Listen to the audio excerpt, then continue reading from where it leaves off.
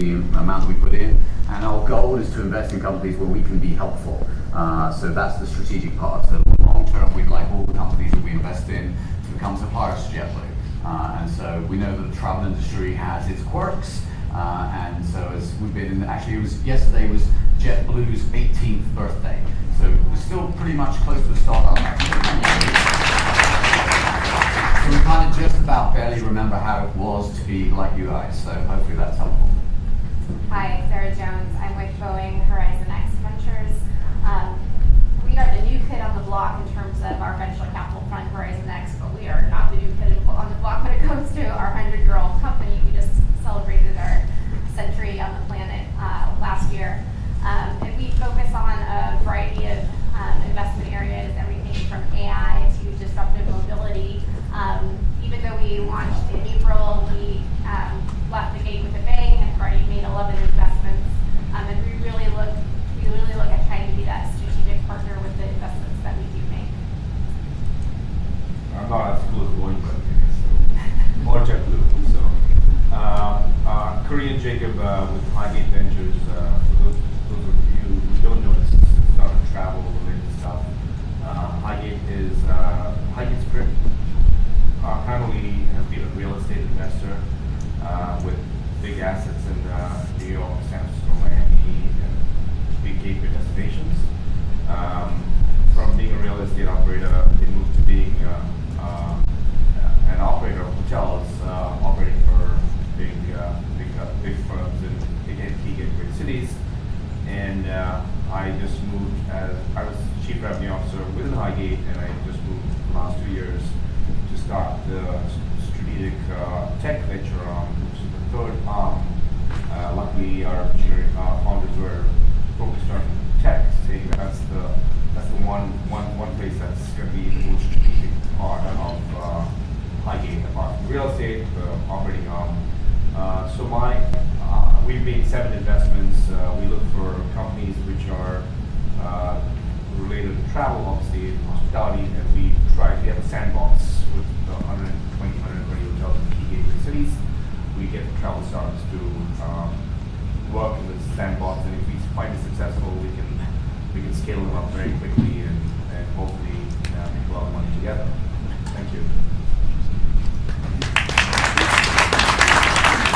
Okay, so we're just going to kick off some questions here for our panel, and we're just going to talk a little bit about investment, innovation, and travel. First question is, how are startups attracting capital in travel technology? You know, who, where, and sort of what are the outlets for travel startups to raise capital? That's the problem about sitting next to the moderator.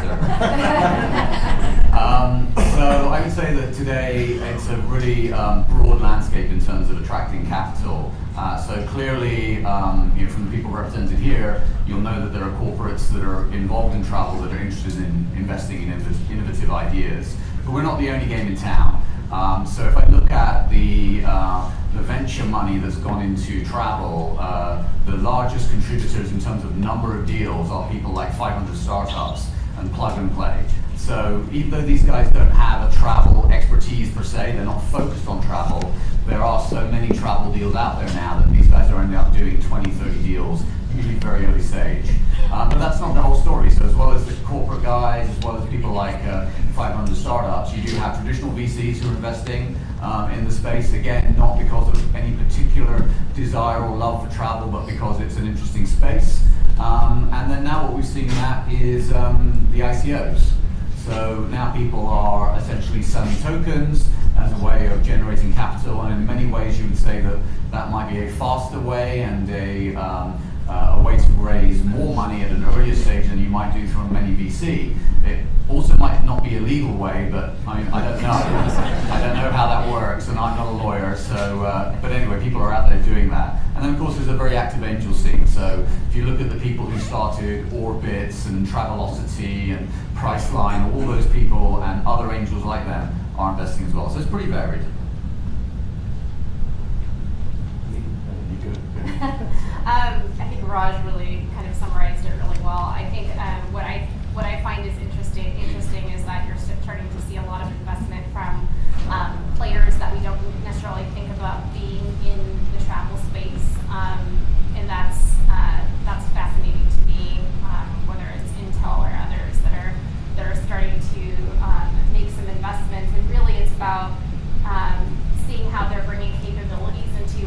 what was an adjacent market and now is a big opportunity. And so from kind of the OEM airplane manufacturing perspective and the hardware perspective, I think what's fascinating is seeing these companies that really are digital natives driving a lot of the dialogue and the conversation and investment in spaces like drones.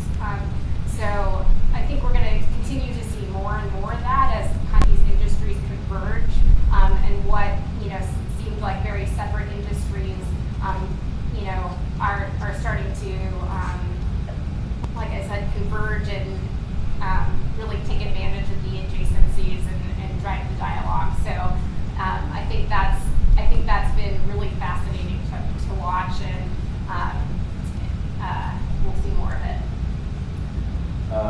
First of all, I think when you go for money, I think you should go to friends and family if you want to lose all the money. So if 9 times they might lose, but one they may be successful.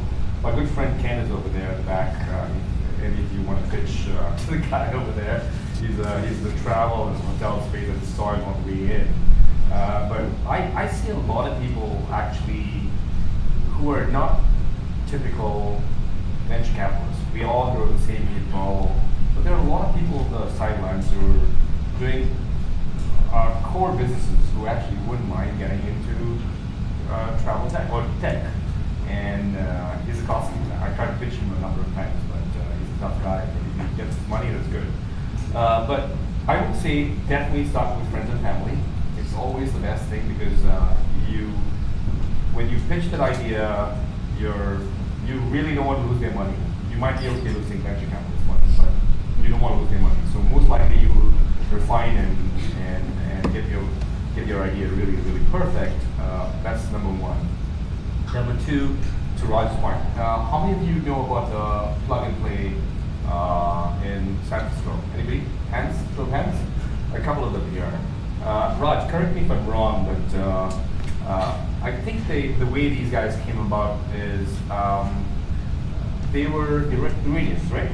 Iranians. Yeah, Iranians, and they had a carpet business, and at some point in time they decided to lease one part of the office and to a tech startup, and they did not charge rent. They actually they actually asked for equity with the startup. Guess what the startup was? PayPal. Fair enough. So that was a very, very innovative way of saying, you know what, I don't need cash. The startups couldn't afford the cash, but they gave them the place to rent out. And you can correct me if I'm wrong. I've heard the story of times, but it's San Francisco. But look at the beauty of how deals get done. It's not about seed, pre-seed, or pre-seed, seed, Series A, Series B, Series C. It's about business. What makes the most sense? The guys had a carpet store, they had extra space, they gave the company, and they made money. The same thing happened to the guy, I think the same guy who actually was put the artwork on the Facebook office. I think they made $275 million. Oh my God, must be some artists, right? So think about it that way. It's all about business. It's not about. It's about how you connect and what you think about is the right fit for your company and raising capital. To Roger's point, I think it's all about such events. Lab Miami, thank you very much. There are so many events in the travel space that are there. If you actually figure out what it is, get into the public speaking events for these, attend these startup events with the travel space, and people notice you very quickly. And then white papers are extremely. All hoteliers do is they want to read more and more intelligent stuff, and if they like that, they will actually pick you up very quickly. So that's what I feel. Yeah. Which is very different. Yeah, so I was going to jump in here real quick. Not to plug our website, but it's travelstartups.co, and we wrote a blog post about 2 months ago where we listed all these resources of where you could get information on helping raise money. So when we launched in 2014, there was literally no ecosystem in travel tech, and over the last 4 years, it's really blossomed. So as you mentioned, plug and play, you've got these focused travel tech incubators, accelerators all around the world right now. You've got Intelac and UAE, which is part of the Emirates brand. You got Cockpit Innovation Hub. You got Founders Factory in the UK, which hooked up with EasyJet. One of our US companies called FlightSayer just raised some money through them. We helped actually introduce them to them. BizLabs, Booster, Hangar 51. These are incubators and accelerators that are going to put cash in. Then you've got like these startup innovation hub ecosystems, Amadeus for startups, Amadeus for Next, which is in Asia, Virtuoso Incubator, which is part of the Virtuoso conglomerate that works with travel agencies, Marriott Testbed, Welcome City Lab in Paris. So you have these little innovation hubs popping up all over the place. And then, as we hear, we have our corporate ventures here. So there's now, I've got a list of over 12 corporate venture arms that have invested in capital. So the ecosystem is very healthy for funding ideas, at the pre-seed level. I see a lot of money in the marketplace right now. So if you're a travel startup looking to get seed funding, pre-seed funding, I'd say less than $500,000. There's a lot of money out there. I'm going to move to the second question, and as I mentioned, the pre-seed, there's all this money out there right now for the idea, but there seems to be a current gap at the 500K to the 2 million funding round, which used to be, I guess you could call a seed. Now it's almost going to be called a pre-seed. So with the funding gap at this level, what can some of these startups do? Because the data is showing that it's drying up at this level. The data is showing that to get seed capital, you have to be in business almost 2.4 years from founding the company. Is there anything else that these companies could possibly do to raise capital at this level? We're switching up the word. I think classic example is Raj. Raj has a very good JetBlue Ventures. He's regimented. I think you invest between up to 3 million or so. I was trying to raise capital from Raj, so I know it exactly. He's a tough guy. So I was trying to raise capital from him. So like co-investing with him. He said if we invest more, he would invest. But he's got a very principled approach in which I think it's after the pre-seed or seed, whatever it's called, and then he gets into the 500 to $2 million range, which is there. So I think a lot of strategic corporate arms are actually not agnostic. We are agnostic. We don't care. We'll invest $100,000. We'll invest 2 million, 10 million, 20 million checks across, as long as we like the business. So we don't know pre-seed C, A, B, C, D. I mean, it's all like alphabets. So we're just clearly about the business, and if it makes sense, and we've seen how corporate strategic arms are actually buying companies today. Because if they see something that is actually going to be beneficial to the business, they will put the money in. So I think that's one way to go. And Matt, to your point, I know you're seeing the gap in the funding. The second thing, the most important thing is you got to do two things. Is you got to either succeed very fast or fail very fast, and show that it works, and show the curve that it's potentially possible, and then you can potentially jump into the next curve. If you're somewhere in the middle, you're likely going to miss the boat because you're actually going to go down because you won't get that fund that you're talking about. So you got to succeed or fail very fast. That's what I think. My views on what we should do.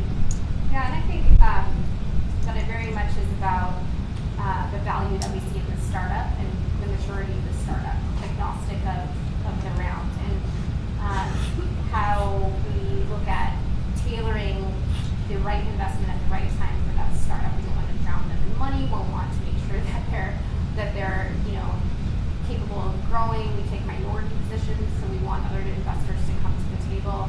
And so it very much is a tailored approach. So, because at the end of the day, I wouldn't even call it a dual mandate. We have a strategic mandate. So it's different than being a venture capital firm which has something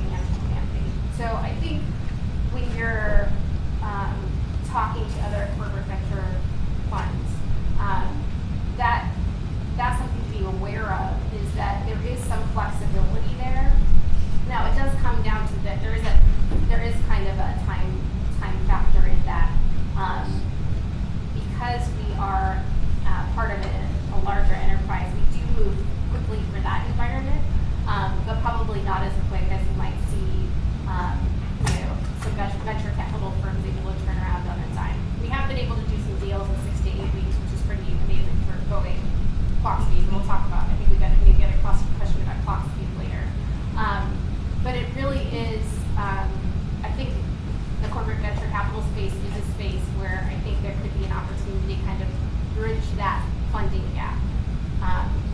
And some of the changes we've seen in the tax code recently, I would imagine that we're going to see even more growth in corporate venture capital, and hopefully we'll be able to fill some of that kind of seed to Series A gap there that you bring up. So before I joined JetBlue, I was working at an institutional VC, so we were investing only for financial reasons.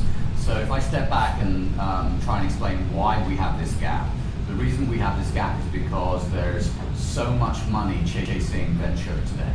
So over the last few years, corporates and institutions like insurance companies, endowments, have made a lot of money, and literally billions and billions of it. And they want to put that to work. And if you put it into the stock market, you'll get stock market returns. Their mandates require them to have above average returns. So some of the money that they have made, they allocate for private equity and venture. And that money, again, is in the billions range. So what you see is that successful VCs are raising much larger funds than they used to. And the problem with VC is that they tend to be partnerships. So you've got maybe 4 or 5 white dudes usually. I heard a joke the other day, what do you call 27 young white guys? A startup. They've got all this money and they've only got a few partners, and scaling partnerships is very hard. Everybody has to agree that the new person comes in, and it's like a wedding. Once you're married to that person, you almost can't get rid of them. So they don't take on many new partners, and each partner only has so much bandwidth. So if they've got to do 5 deals, but they now have $50 million to invest or $100 million to invest, they do bigger deals. And so those smaller deals get missed out on. And so a lot of venture capital firms aren't really venture at all. They're investing in later stage companies because they want to put those dollars to work in order to be able to raise another fund the next time around. So this is why you see the gap. From your side, as a startup, what can you do? 2 things. First of all is do your planning. How do venture capitalists think about how they invest? Well, usually how you think about it is you start from the other end, the exit. So I say to myself, here's this company, I think they could be great. What does it need to get to in terms of valuation for me to make my targets?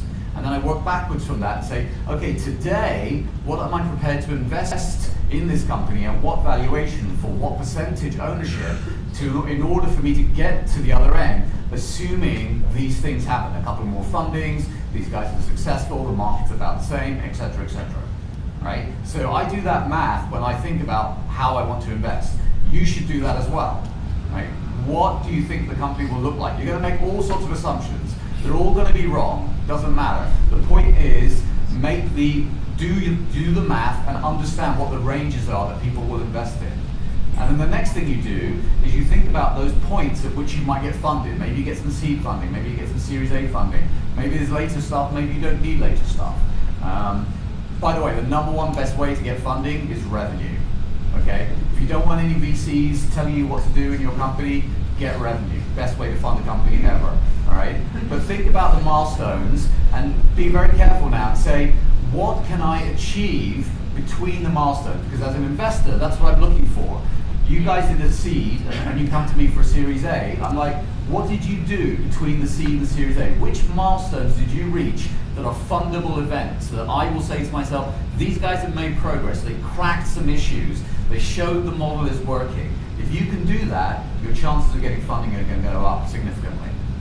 Great. I would say the milestone point is so important. Coming from a 100-year-old company that has a lot of capabilities internally and a lot of very, very smart people who'd like to remind you that they're smart on a daily basis. If we go and invest externally, we often get pushback and say, well, we can do it. Why did you just tell us to spin up a project? Well, the Fox position was one. So being able to architect milestones. So if we as Boeing come in, seed or Series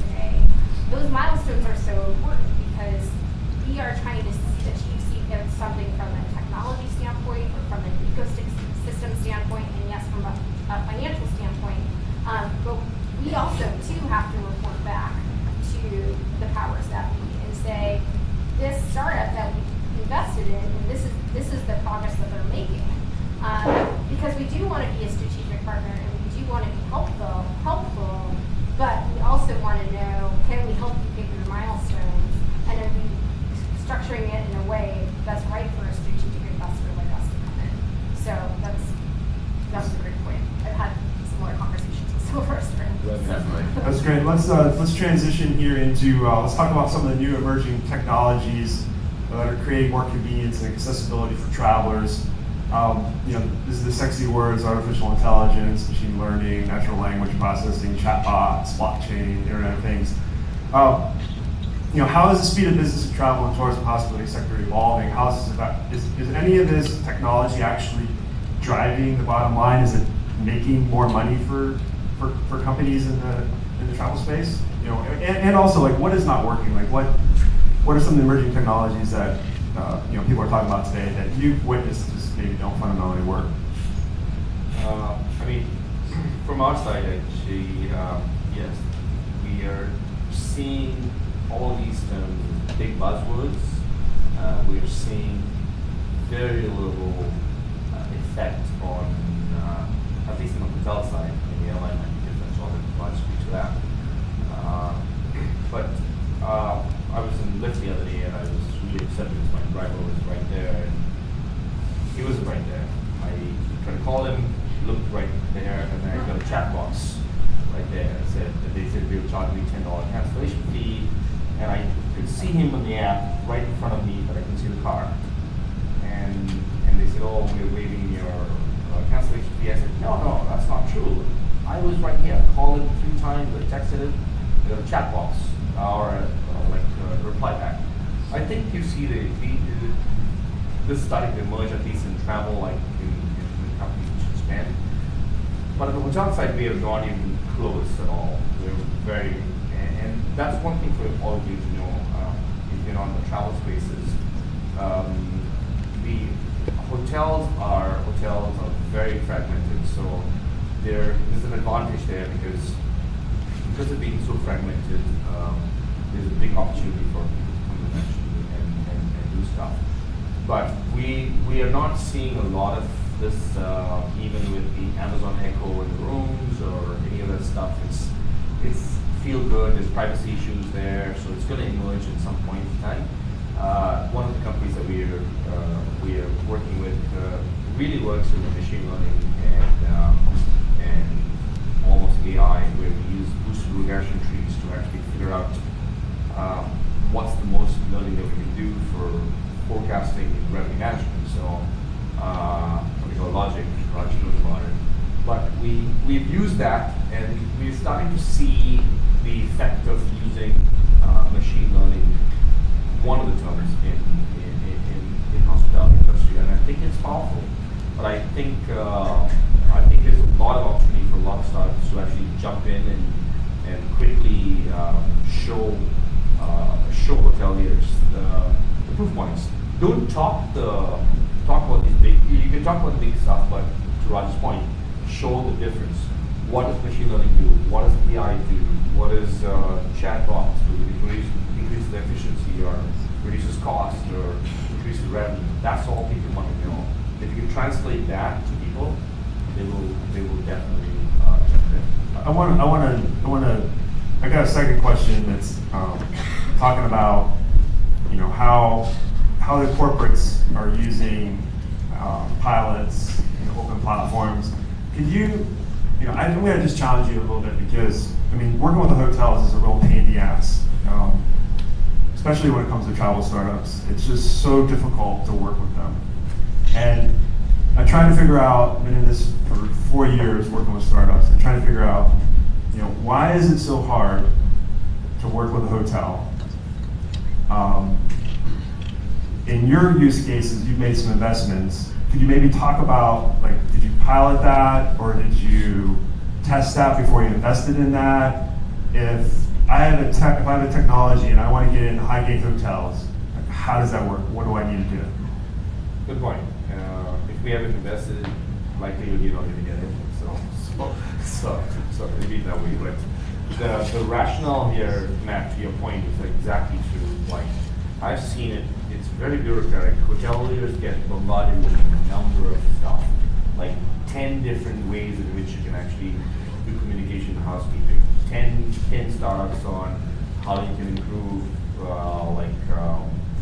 front office operations or keyless check-in or whatever. There's so many of them. All these guys do is they want to check a guest in, check a guest out, make sure the guest is happy. They don't know how to figure out, are you the right person? Are you the right person? Are you the right person? They have no idea. So they get bombarded with all this stuff.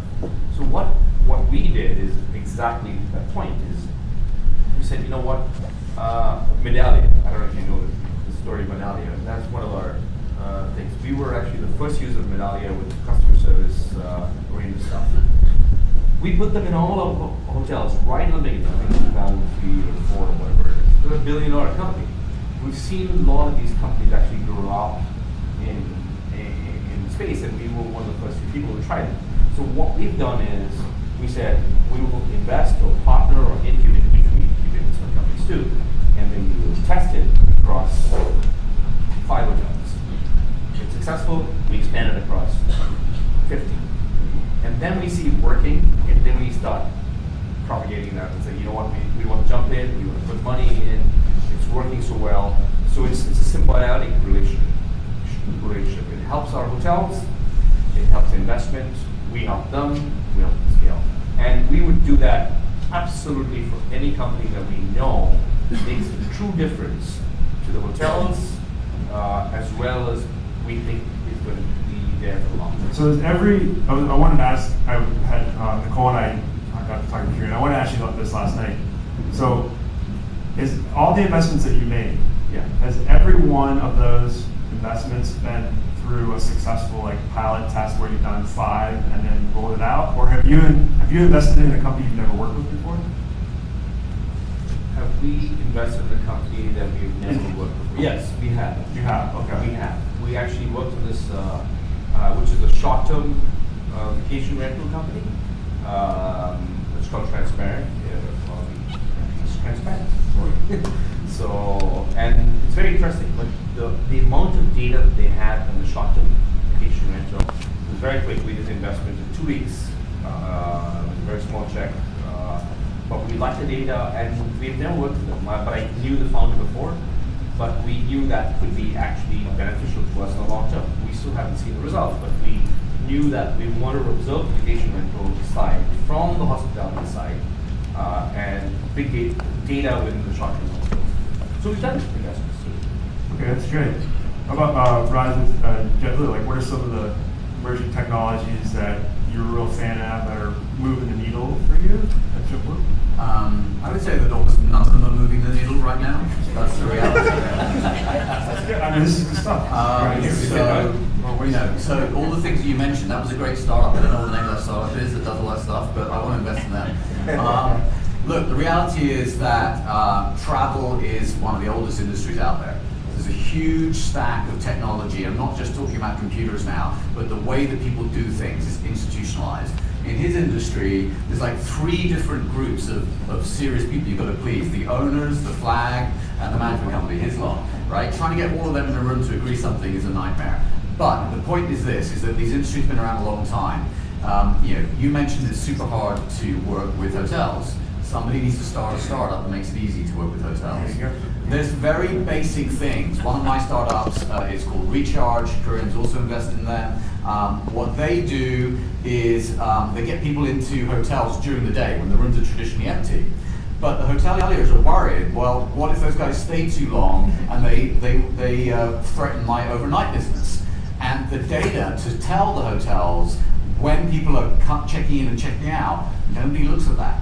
Nobody looks at that. So getting them the data to show them that actually you could do this without threatening your business later, that's a win right there. So, there are 1,000 companies that have died trying to make the next property management system for hotels, right? It's a very hard thing to do. All I would say is that of the things that you mentioned, all of them have value. In the last year, I just went through strategy setting for this year, so it's kind of top of mind. Things like augmented reality and virtual reality that we were super keen on 12 months ago, we haven't seen the progress that we'd hoped to see. in our space at least, not saying it couldn't have been elsewhere. The one thing which has changed for us is autonomous. So in our space, the concept of autonomous vehicles, both on the ground and in the air, is becoming real. So we have invested in a company called Joby. They do flying taxis, right? So for all you Peter Thiel guys who didn't want 140 characters, you wanted flying cars, they're coming. But the point is that these autonomous systems are, even if they're not fully autonomous, are making it easier for things to happen. I'll give you an example. In the airline industry, 18,000 pilots in the US are going to retire in the next 3 years because they mandatorily get to 65 and they age out. 18,000. We have 0, more or less, that's an approximation, new pilots coming into the industry. So if we're all going to fly, it's not going to be with pilots, or at least it may not be with 2 pilots, it might be with 1 pilot. Okay? So how do we do that? How do we run an airliner with 1 pilot? Or 0 pilots, or a pilot that's on the ground running multiple airplanes at the same time? Hands up in this room, who would go in an airplane that doesn't have a pilot? Okay, there's a few of you, that's good. I'll be waiting to see how it goes before I join you. Here's the point, right? Things change in the industry. If you want to get into the airline industry, you want to get into the hotel industry, look for those inflection points. I told you about the pilots. These things are happening all over the place. Labor markets change, technologies change. Where's that point where you can say, you know what, there's something that is real here, and I can help you do that, Mr. Hotelier, Mr. Airline Operator, because you don't know how to do that, and I have a handle on that. And look, you know, it took me 10 years to be an overnight success, right? It will take you something maybe similar. You've got to keep on working at these things, and the reality is that until you show a few proof points, people are loath to invest. It happens sometimes, Kieran does it occasionally, I'm sure Sarah does too, but it's not always the case, so you've got to work at it. And Sarah, how about Boeing Horizon X? What emerging technologies are interesting? So I think technology is a means to an end, and so we really think about the end-to-end passenger journey as being really important. And we look at the disruption that we think could happen to our industry, whether that's disruption to our short haul travel to the autonomous cars, and we think about how do we ensure the end-to-end passenger journey is a good one when we're working with car customers and airlines and others. And I think there's a lot of sexiness in going after the consumer, and there's a lot that's happening with personalization and customization, particularly when you look at research up to purchase. But I think when we look at how do you deliver an experience in air travel, there's so much more work to be done in terms of how do you really create seamless operations, and that's the one thing that I wanted to talk about today so badly. I was like, because we all know there's elements of the passenger journey within air travel that suck. How many people like going through security? Woo! Is it fun? Do we enjoy it? Right? There are a lot of opportunities to look at how do you change the operational side of the business, and that's hard. That's really hard, right? And I see a lot of startups going after kind of that, a really kind of what I would call almost a superficial level of passenger engagement. And I think that the airlines, want help on the operational side. It's not an easy task because a lot of times you're dealing with legacy systems. So we're starting to see the emergence of middleware companies who are helping to kind of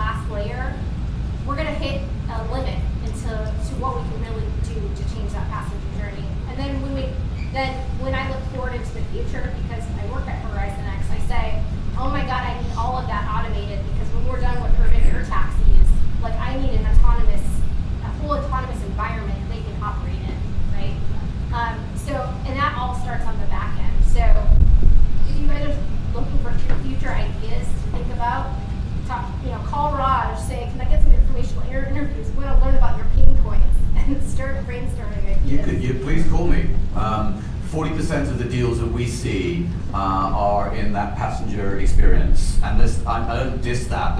There are very valuable things to be doing there, and they come from the fact that we all travel, and so therefore we have those pain points.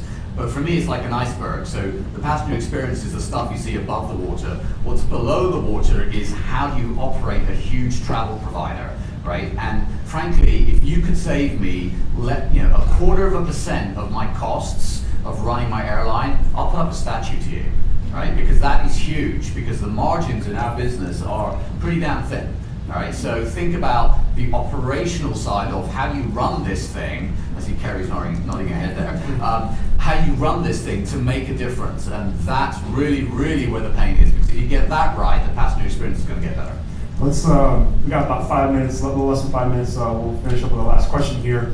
And, as investors, in Nicole, my partner, managing partner, always, show me the money. She's like, show me the money. So, we don't make money until our company gets sold or goes IPO, which is a very slim chance.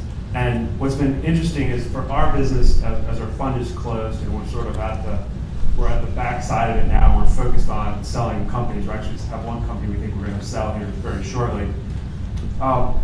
In Q3, Q4, there was a lot of acquisitions. And then just this month in January, Nezi, an AI-powered machine learning company, got acquired. And also Route Happy got acquired. And then I think it was Hog Robinson was acquired in the travel management space by American Express GPT. Is that going to continue, do you guys think? Or is it just, is it just happen chance that there's all these acquisitions going on now? I think it's random that there was a concentration of that, and the long term trend is that there will be more, not necessarily at the pace that we've seen in the last quarter or two. I think what it comes down to for the large companies is optionality. So they see these new markets that the non-traditional players, the startups, are opening up, and they want a piece of it. And somebody was talking about open innovation earlier, and I just want to change the characterization of that, of why big companies are acquiring companies and investing in VC money now. And the reason is optionality. So, I have no complaints with my R&D people. They are doing exactly what I'm asking them to do, which is to innovate in the current business. What I don't expect them to do is to try and kill my business. And that's what startups do. They come out there and they see a pain point and they try and kill your business, and that's how it should be. And you can do that as a startup because you have no legacy, right? So, if you take a $20 billion company and say, I want you now to focus entirely on one digital channel, it doesn't make sense. As a shareholder, you'd be killing them. So what we want is optionality. We want people who are developing things that we ourselves aren't developing that can make an impact. It's complementary to what we do internally. And in the past, you would have built a huge lab like Bell Labs or the IBM Watson Labs, and you would have tried to develop it yourself, but that doesn't really work. If you look at the history of innovation, it started with individuals like a Thomas Edison, right? Those guys would make inventions, and some big company would license it from them.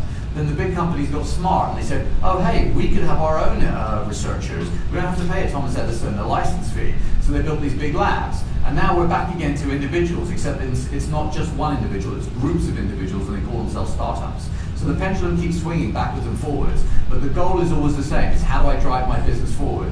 So for a large company, we're interested in acquiring and investing in companies because you're building things that are innovative that we ourselves couldn't build ourselves just because of the sheer economics of being a large company.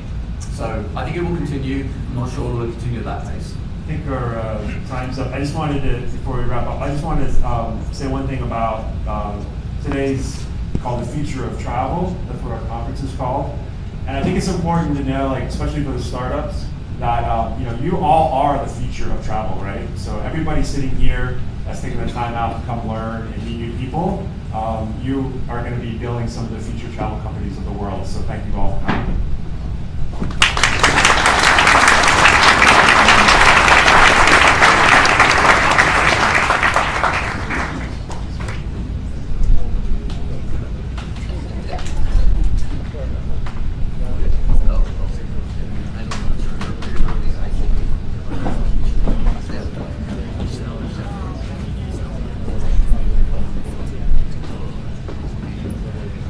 All right, one more time for that awesome panel. All right, a little more live, a little more coffee in this section, I think. We've got a lot of people standing up in the back that are trying to find a seat. If you guys would be so kind as to put your hand up if there's a seat next to you. We're just trying to fill those seats up. I know, ladies, you may have a seat for your purse, but if we can squeeze everybody in here, we got a little bit of a tight space here, so it would be awesome. Just put your hand up if you've got a seat available. Maybe you like to stand, but they may tell you to sit down because it's a small fire hazard in a small space like this. All right, we're going to keep things going here with our very first startup pitch competition, part 1. All right, so there's no don't pitch me bro today. People are getting pitched. How's that sound? All right, so some pretty awesome prizes here for this pitch contest. I'm going to go over those real quick before I announce our judges and then bring up our first competitor. The first prize is a pitch on the innovation stage at C-Trade, the largest, most influential event in the cruise world, bringing together top cruise line executives.